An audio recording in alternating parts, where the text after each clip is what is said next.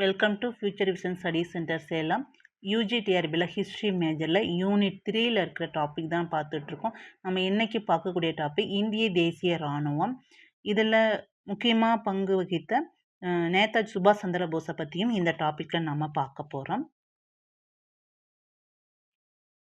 நேதாஜி சுபாஷ் சந்திர போஸ் 1897 1945. இவருடைய பிறப்பு ஜனவரி 28 இல்லை 23,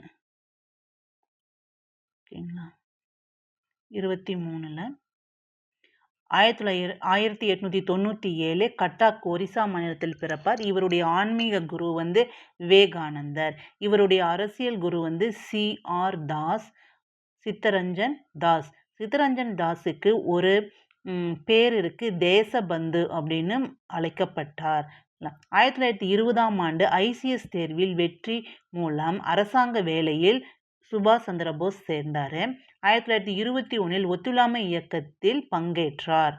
1928 இவர் ஜவஹர்லால் நேருடன் இணைந்து இந்திய சுதந்திர லீக்கை, இந்தியன் இண்டிபெண்டன்ஸ் லீக் என்ற அமைப்பை ஏற்படுத்துவார்.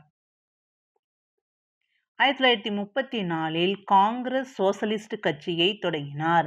அதே மாதிரி 1935 இந்திய போராட்டம், த இந்தியன் ஸ்ட்ரகிள் ஆட்டோபயோகிராஃபி என்ற நூலினை எழுதியிருப்பார். இதில் இந்தியாவிற்கான சுதந்திரமும் அவர் மேற்கொள்ளவிருக்கும் நடவடிக்கைகளை பற்றி ரொம்ப விரிவாக எழுதியிருப்பார். அடுத்து 1938 ஹரிபுரா காங்கிரஸ் மாநாட்டில் தலைவராக இருப்பார். அதே மாதிரி 1939 காங்கிரஸ் தலைவர் தேர்தலில் காந்திஜியின் வேட்பாளர் பட்டாபி சீதாராமாவை தோற்கடித்து வெற்றியும் பெறுவார்.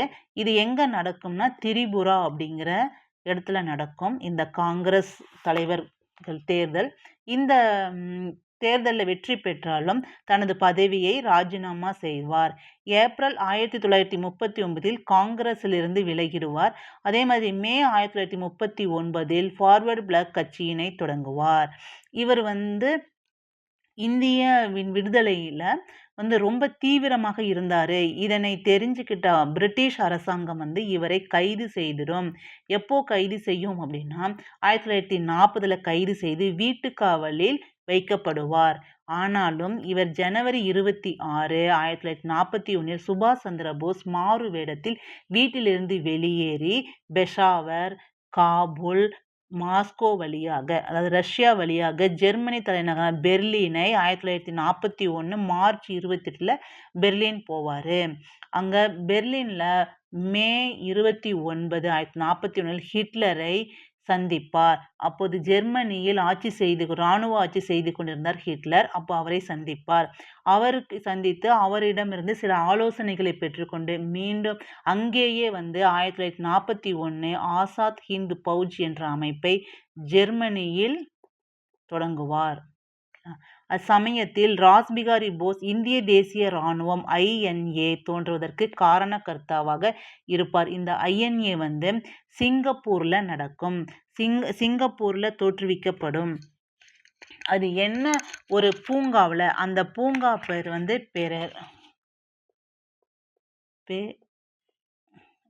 பெரர்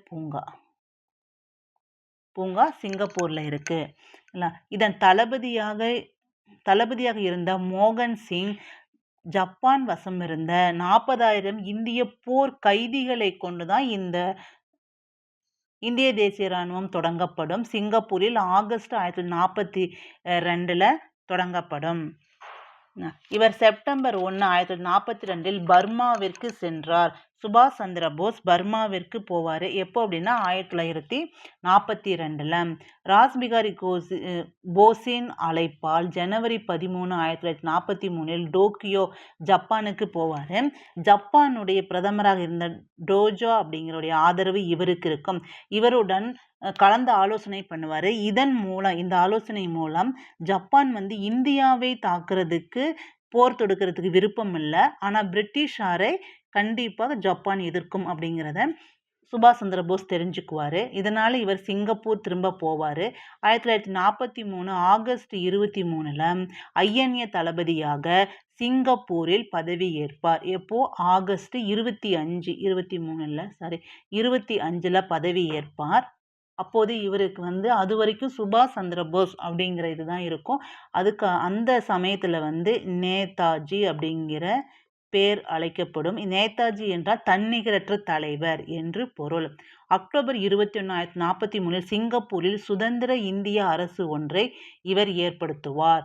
இந்தியாவிற்கு ஒரு தற்காலிக அரசாங்கம் அப்படின்னு சொல்லலாம். அது வந்து 1943 அக்டோபர் 21 நடக்கும். அதே மாதிரி அக்டோபர் 23 இந்தியாவில் இருக்கும் பிரிட்டிஷாருக்கு எதிராக இவர் வந்து பிரிட்டனுக்கு எதிராக போர் பிரகடனம் செய்வார். அக்டோபர் 23 இவர் அமைத்த தற்காலிக அரசாங்கத்திற்கு வந்து சிங்கப்பூரில் இருக்கும் தலைமையிடம் அது பிறகு ரங்கூனுக்கு மாற்றப்படும். இந்த தற்காலிக அரசாங்கத்தினுடைய பிரதமராக இருந்தவர் வந்து நேதாஜி. நிதி அமைச்சராக இருந்தவர் வந்து ஏசி சாட்டர்ஜி. ஓகேங்களா. அது பெண்கள் துறை அமைச்சராக இருந்தவர் வந்து லட்சுமி ஷெகல். இந்த பெண்கள் படைப்பிரிவிற்கு வந்து ஜான்சி ராணி அப்படிங்கிற பேரும் இருக்கும். இந்த தற்காலிக அரசாங்கத்தை வந்து 9 நாடுகள் அங்கீகரித்து இருக்கும். என்னென்னா Japan, Germany, Italy, Thailand, Burma, China, Manchuria, Croatia, Philippines ஆகிய 9 நாடுகள் வந்து சுபாஷ் சந்திர போஸினுடைய தற்காலிக அரசாங்கத்தை அங்கீகரிக்கும். நாம் இந்த சுபாஷ் சந்திர போஸ் ஜப்பானிடமிருந்து அந்தமான் நிக்கோபர் தீவுகளை பெற்று, அப்பொழுது அந்தமான் நிக்கோபர் தீவு வந்து ஜப்பான்கிட்ட இருக்கும். அந்த தீவுகளை பெற்று அந்தமானுக்கு சாகிப் அப்படின்னு பேர் வைப்பாரு. நிக்கோபார் தீவுக்கு வந்து சுயராஜ்யா அப்படின்னு பேர் வைப்பாரு. அதுக்கப்புறம் தற்காலிக அரசாங்க தலைமையிடத்தை சிங்கப்பூரிலிருந்து ரங்கூனுக்கு மாற்றி வருவார். தன்னுடைய படை தளபதிகளை கொண்டு 1944 ஏப்ரல் 6 ஜப்பான் பிளஸ் INAவின் கூட்டுப்படையுடன் சேர்ந்து இந்தியாவின் மீது போர் தொடுக்க ரெடியாவார். அப்போ வந்து கோஹிமா பகுதியை கைப்பற்றுவார். மேலும் இக்பால் மீது படையெடுப்பார். ஆனால் அங்கே வந்து வானிலை காரணமாக அங்கே வந்து மோசமான வானிலை இருக்கிறதுனால அவங்க படை வீரர்களால் முன்னோக்கி செல்ல முடியவில்லை. ஆனால் பருவநிலை காரணமாக INA முன்னேற முடியவில்லை, தோல்வியில் முடிந்தது. 2ஆம் உலகப் போரில் ஜப்பான் சரணடைந்தது. INAவின் மிகப்பெரிய இழப்பாக அமைந்தது. இதனால 1944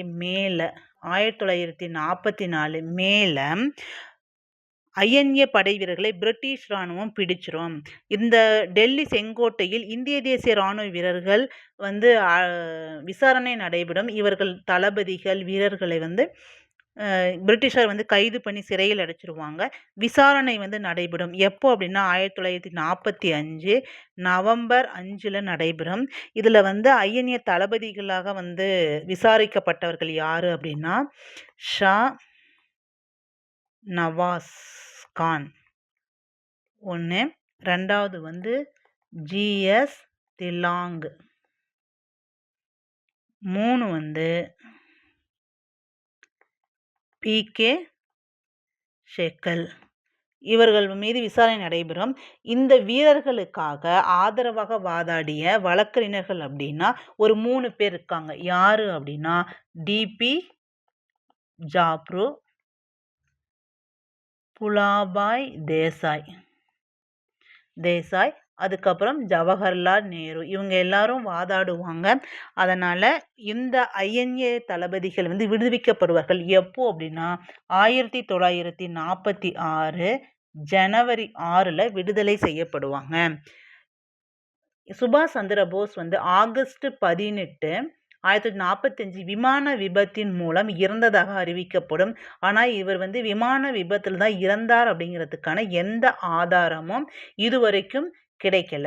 சரிங்களா. வாங்க இப்போ சுபாஷ் சந்திர போஸ் இந்திய தேசிய இராணுவத்தை பற்றி ஒரு ரீகால் பார்க்கலாம். சுபாஷ் சந்திர போஸ்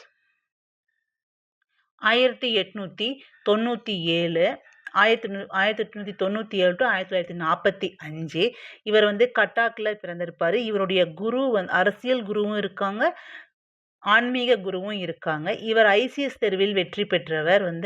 இவர் காங்கிரஸ் ஐஎன்சியில் சேர்ந்திருப்பார். இவர் நேருவுடன் 1928 இந்திய சுதந்திர லீக் அப்படிங்கிற ஒரு அமைப்பை தோற்றுவிப்பார். இவர் காங்கிரஸ் சோசலிஸ்ட் கட்சியும் தொடங்குவார். இவருடைய நூல்கள் இருக்கு. த இந்தியன் ஸ்ட்ரகிள் ஆட்டோபயோகிராஃபி அப்படிங்கிற நூல் 1935 எழுதியிருப்பார். இவர் ஐஎன்சி மாநாட்டில் 2 மாநாட்டில் கலந்துக்குவார். இதில் ஒன்று 1938 ஹரிபுராவிலையும், இன்னொன்று 1939 திரிபுராவிலையும் நடக்கும். ஆனால் திரிபுரா காங்கிரஸில் இருந்து தன்னோட பதவியை ராஜினாமா செய்துட்டு இவர் விலகி போயிடுவார். காங்கிரஸில் இருந்து விலகி விடுவார். 1939 மேல ஃபார்வர்டு பிளாக் கட்சியை தொடங்குவார். எப்போ ஃபார்வர்டு பிளாக் கட்சியை தொடங்குவார். ஆனால் இவர் 1940 கைது செய்யப்பட்டு வீட்டு சிறையில் இருப்பார். பிறகு 1941 இவர் வீட்டு சிறையிலிருந்து தப்பிச்சு ஜெர்மனிக்கு போய் ஹிட்லரை மீட் பண்ணுவார். ஹிட்லருடைய ஆலோசனையின் பேரில் இவர் இந்திய தேசிய இராணுவத்தின் தலைவர் பதவியை இருப்பார். அதே மாதிரி இந்தியாவில் இருக்கும் பிரிட்டிஷாருக்கு எதிராக போர் பிரகடனம் செய்து இந்தியாவின் மீது படையெடுத்தும் வருவார்.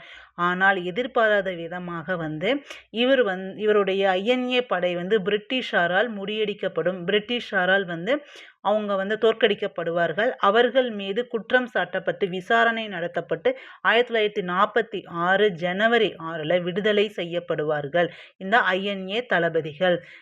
இதற்கு 1945 ஆகஸ்ட் 18 விமான விபத்தில் சுபாஷ் சந்திர போஸ் இறந்துட்டாரு அப்படின்னு சொல்றாங்க. ஆனால் இதற்கான அதிகாரப்பூர்வமான எந்த தகவலும் இதுவரைக்கும் கிடைக்கவில்லை. Okay, thank you. Future Vision Study Center, 2nd floor, AVK Maruti Plaza, opposite Hotel Lakshmi Prakash, SKS Hospital Road, New Bus Stand, Salem 4. For contact 90420 30163 and web address www.futurevision.ias.com.